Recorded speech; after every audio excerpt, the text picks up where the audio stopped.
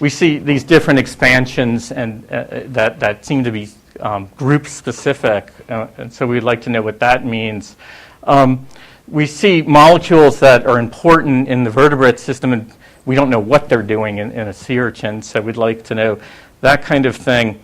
And then we see other things, like in starfish, we see all kinds of other types of molecules that we don't see in other places. And so, so just by looking at these genomes, and the more genomes we look at, we can start to get a feel for how common this type of thing is, and how it turns out that a lot of these expansions are also found in some mollusks and some annelids also. So it's not just the sea urchins that have these kind of things, but they're probably independent from each other.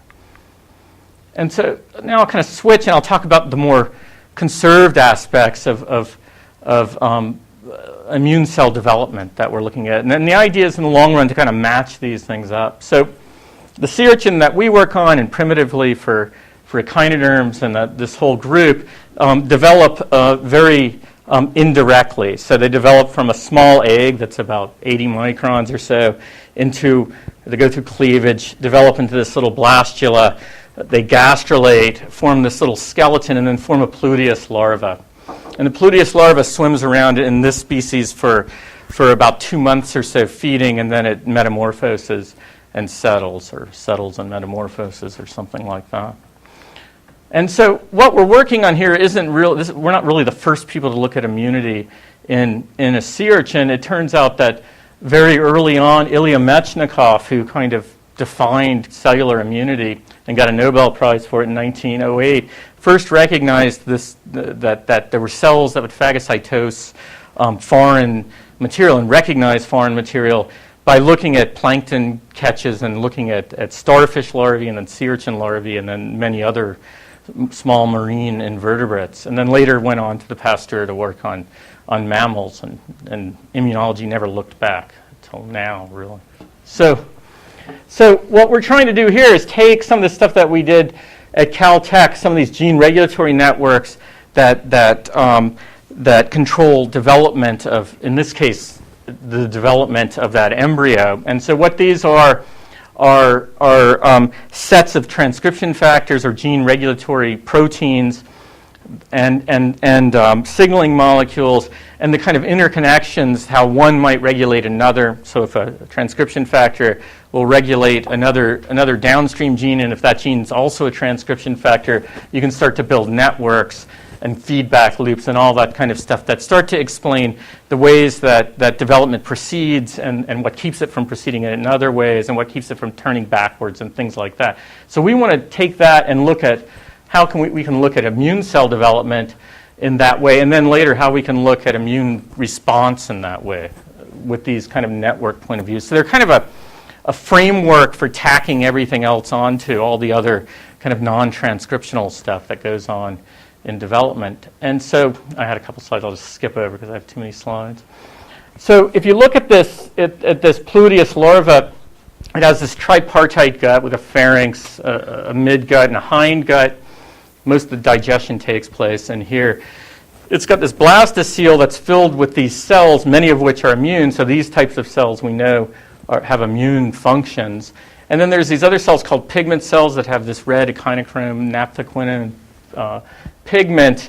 And they usually sit up in the ectoderm. They're modal. They kind of crawl around, but they usually sit up here except in immune response. And I'll show you that in a minute. And then there's several types of cells in here that are immune. So those are what we're interested in this case, how they develop. And so if you look at these, here's a pigment cell. It's got these little pigment granules.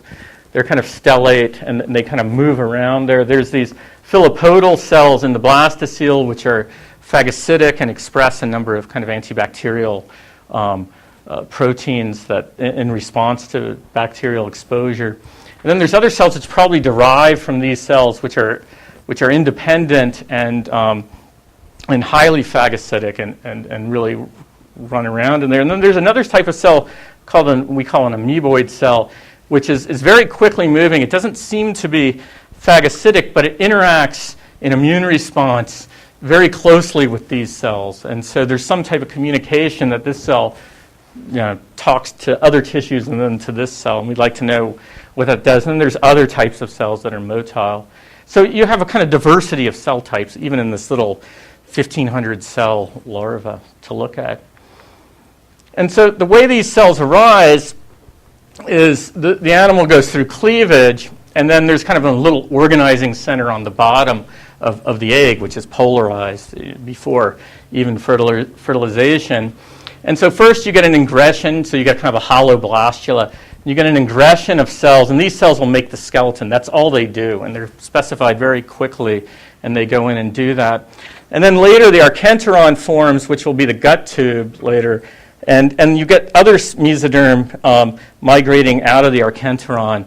And those are the cells, among other things, that are going to form the immune cells. And so we're really interested in how these are patterned and how they differentiate.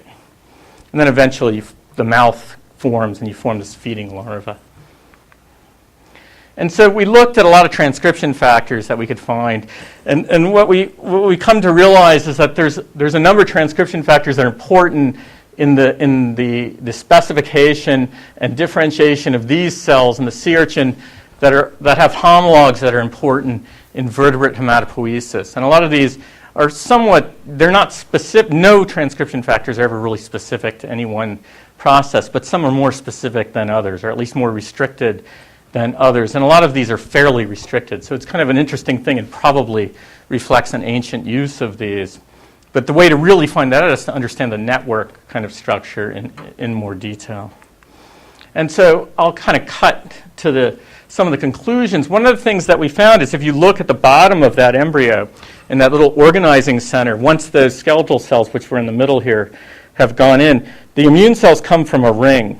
And on one side of the ring here, this kind of pinkish color, are the cells that are going to form the pigment cells. And they're specified very early and kind of precociously. So they start turning on enzymes and differentiation genes that are going to make that pigment as soon as they differentiate from those skeletal cells or from the what will be the gut cells around them.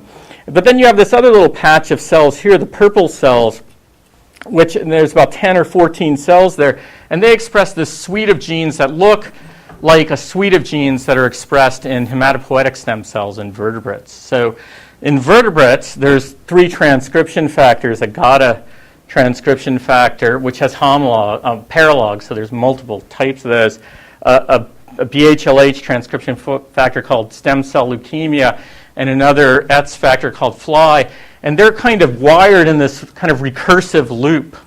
And what the loop does in vertebrates is they're all kind of positively regulating each other, and then there's mechanisms that they can be broken out of that positive regulation by some signals and by a paralog of this GATA, in other words, another form of that GATA. And what they make is kind of a bistable switch. So the stem cell, when these are high, the stem cell isn't differentiating. It's maintaining the stem cell function so that it maintains this multipotency. And then when they get kicked down low to this lower level, these cells start differentiating.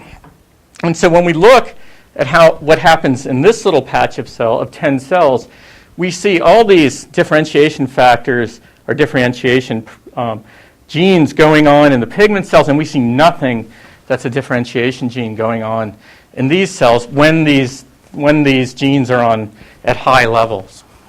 And then later, as that archenteron extends into the blastocele, and these cells start to crawl off the end of the tip of the archenteron, these genes go down in their levels, and then these cells start expressing some differentiation factors, like a perforin gene that we know, and they're capable of expressing some antimicrobial factors.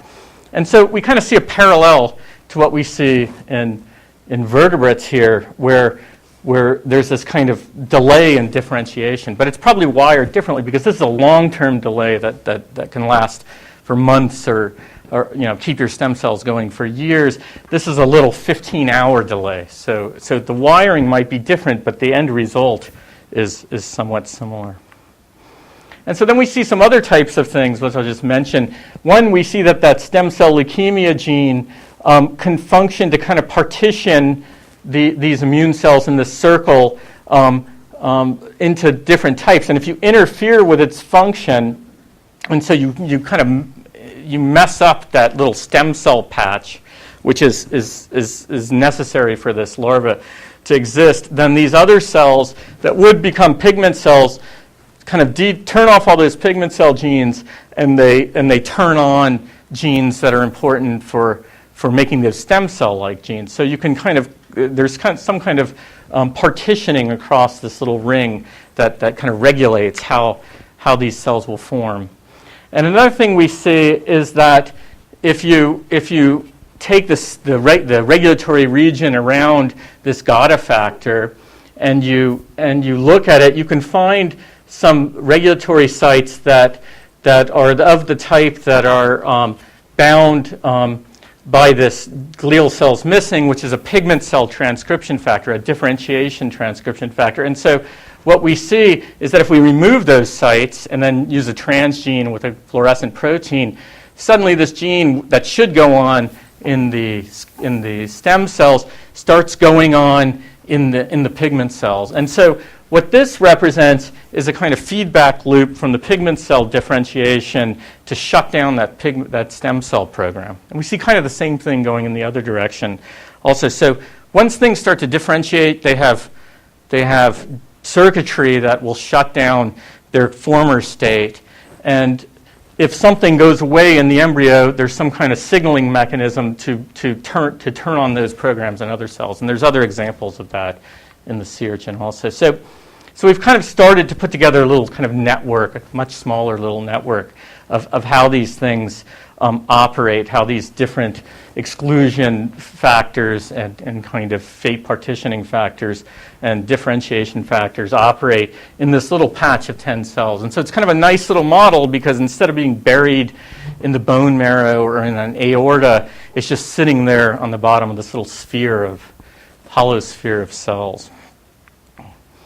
And so looking at development, what we see is we find a lot of orthology and similarity between some of the genes that regulate immune cell function, at least at this first kind of look.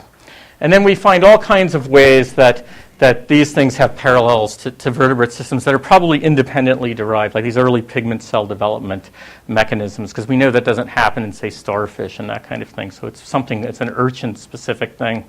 And then we find these little stem cell-like programs. So we find a lot of similarity to at least vertebrates and maybe even some protostomes also.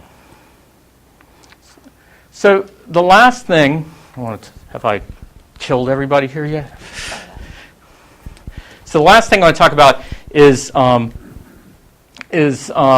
we're looking at the model for kind of looking at immune response itself, not development, but what these cells do once they do develop in this system. And so what happens in this larva, so here's kind of the gut wall of the larva, that's the midgut back here. Here's the mouth and pharynx is kind of up here. And here's some Vibrio diazotrophicus that I've injected into the blastocele. And so this little movie. Oh no, I don't know how to turn on the movie this time. And so if you look, so this started maybe 10 minutes after I injected these, but things go really quick. And if you look, there's a few cell types that come into the region. The bacteria agglutinate, and then all these cells just come and phagocytose, and so it's kind of cycling through. So this is over the course of about 45 minutes maybe. Some of these pigment cells come into that region. And so there's things going on that are kind of humoral or in the blastocelar solution that's probably affecting these bacteria. And there's phagocytosis, and there's other cells coming into the region that aren't phagocytic but are somehow participating in the immune response. And so these things have a lot of similarity to, these cells have similarity to some of the adult immune cells. So some of these cells, they don't look like, but these look like pigment cells, and these are called red spheral cells in the adult, and they're pretty much the same types of cells. There's other ones that are like those amoeboid cells in there. So it's kind of a little mini system of what you see in the adult, at least on first approximation. So we know a lot of genes that are expressed in these cells too. So we don't just want to see their cellular behavior. We want to know what genes are regulating it. And so here's just an example. We have a scavenger receptor, which could be operating as a non-self receptor, and we have kind of an antibacterial gene family. One's expressed in those filipodal cells that are phagocytic. One's expressed in the pigment cells. and they're kind of distributed throughout the larval body, which is kind of collapsed there. Oh, I still have this in there. So we needed an infection model to look at this because nobody really cares about infection or diseases of echinoderm larvae except us. And so we found a Vibrio species that was isolated from a different species of Strongylus centrotus, this Vibrio diazotrophicus. And if we put it in the water, this is kind of a normal larva that's feeding. And if we put the Vibrio in the water, the pigment cells are the most obvious thing here, but other cells do it too, are sitting in the ectoderm. And after about 24 hours or 16 to 24 hours, these pigment cells migrate to the gut here in the middle of this thing. The gut kind of thickens up, and you get this kind of immune response. And if you take the Vibrio away at that point, they eventually clear, and a day later, these things look back like that. And so we've kind of been using that as a model system to look at an immune response in the whole organism. And we can elicit the same response in other ways by exposing them to other types of bacteria. In this case, we just exposed them to Strongylus centrotus trabechiensis, and they just got a strong response. So they were exposed to kind of the gut bacteria of this other urchin species. And so we have some colleagues who are really interested in pigment cells for other reasons, and they have a lot of antibodies to things. So we sent them some of this Vibrio, and they did some of these nice confocal pictures where when they do the same thing, they see the pigment cells actually sometimes enter the gut lumen, and you can see it associating with some of the bacteria. The bacteria are red here. And you can also see that the pigment cells are kind of reaching into the gut epithelium if you use kind of these fluorescent techniques. But we can also, we do a lot of time-lapse microscopy, and so we can follow these cells. We can do kind of 4D microscopy where we just take Z-stacks throughout the larva over the course of this immune response, and then we can follow any cell in the larva individually. And so here's just an example where we're following one pigment cell. So this one pigment cell, and you can see it goes to the gut. So this gut's full of these Vibrio. It kind of searches along the gut and makes contact with it a lot. And then it crawls back up to the ectoderm and then joins some other pigment cells that had also been in the gut. And then they're joined by some of these really quickly moving amoeboid cells. And then for the period of about 2 hours, they just kind of make this little kind of granuloma type thing. And so they're obviously communicating in some way, and so we're looking for the molecules that allow that and trying to understand what it is that they're doing. And so one of the things the pigment can do is react with calcium in the blastocele to form peroxide. And so one of the simplest explanations of what the pigment cells are doing are is a kind of sterilizing immunity, but they're probably doing a lot more than that also.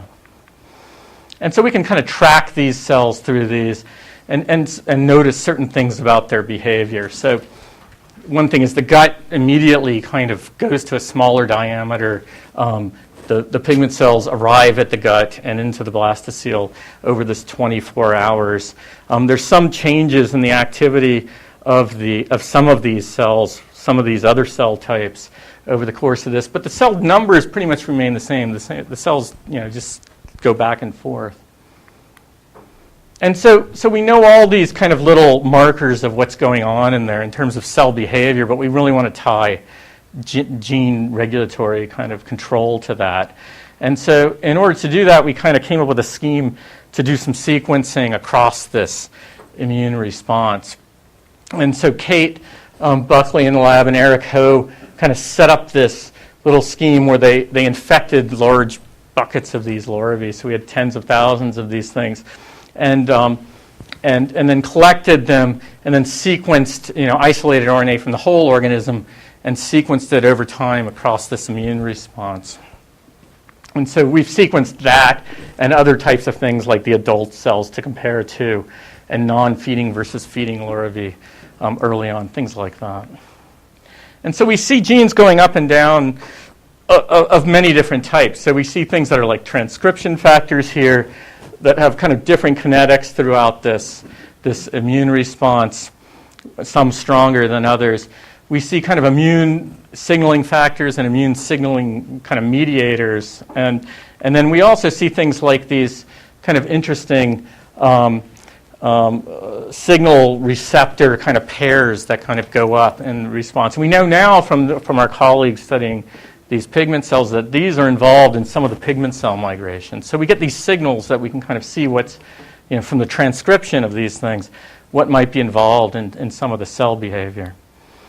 And so then we don't know where they're localized because we're sequencing the whole larva at that point, but then we can take these larvae over the course of this immune response and do in situ hybridizations to see where these things are expressed. And we see things going up and down all over the larva. So it's an organismal type response. So many things are in the gut. That's kind of, the gut epithelium itself is a really active tissue in this response. But we get different patterns within the gut. We get things in the pigment cells and in other blastocellular cells and even in the kind of stem cells of things that will become the adults. So it's kind of all over the larva. And we get interesting kinds of genes. So this is kind of a set of genes that change at a fair level, like 26-fold in their expression levels, down to 15-fold, say. But these are all things that are kind of sea urchin specific that we don't really know what they are. But they're nonetheless of interest because they're changing sometimes fairly radically. And then we get other kinds of things, and I think these are some of the most interesting ones, things that change, and we can see these genes quite clearly because we're not just looking at kind of artifacts of mapping these, we're seeing it change over the course of this immune response, which gives us a real advantage. And these top two are genes that have no obvious domain structure, or no at least recorded type domain structure, and they're present in all animals except vertebrates and Drosophila. And so all large groups of animals anyway. And so they're clearly well-conserved genes that are changing in this immune response and are everywhere, but we just don't know what they are. And then we get other things like this sole domain secreted protein, which is known to be kind of at least a protein like it is known to be an immune cell chemoattractant, a dendritic cell chemoattractant in vertebrates. So we can see that responding to some of these systems that we look at. And then other things where there's some structure, but we don't know what they're really doing. And so we can also find genes that are just below the radar of detection computationally by just looking at places that change that look like genes and then looking closer at that. And so here was an IL-17-like gene. It's an important inflammatory signal molecule in us and in some other animals that we found just because the genome, we can just scan across the whole genome and find changes that look like genes. So we find a lot of things like that. So if we look and we rank the entire genome according to what changes the most, what pops out of the middle of this are these IL-17 genes. And so these are a type of interleukin which when we first sequenced the genome, when we found them, weren't very popular in the wider field of immunology. I asked my wife, who's an immunologist, and she's like, I don't know what that thing is. And then about 5 years later, they were the most popular thing in the whole field. And so we